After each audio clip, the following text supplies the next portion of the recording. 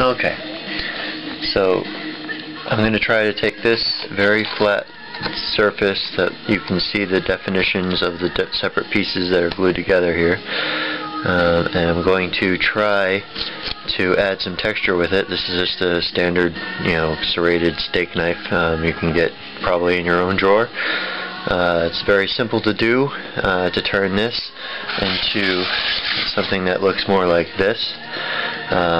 And then, of course, afterwards using a texture paint, which you can make yourself very cheaply by adding a fine grit sand to any acrylic paint, and this will add even more texture to this look, and of course make it look more like stone.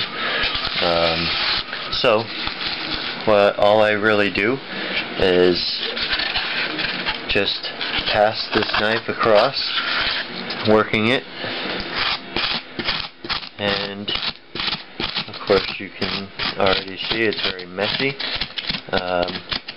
This allows me to go back and forth on the surface and quickly add fine texture to it, without having to cut in and gouge this out. But you can randomly flick pieces off, and of course make an even deeper cut, an undercut on your surface.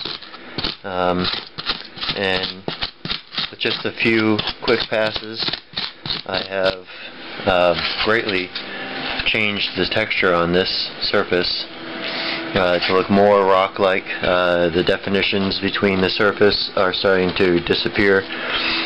This surface here is painted, so of course the line is dark regardless. But once all of this is done and a few more passes on it, I'll clean it up and paint this, and it will have a very textured surface and look like a column of rock. And I'll show some pictures of that later, and of how it looks once, of course, I get through all of this and texture it and paint it. Alright?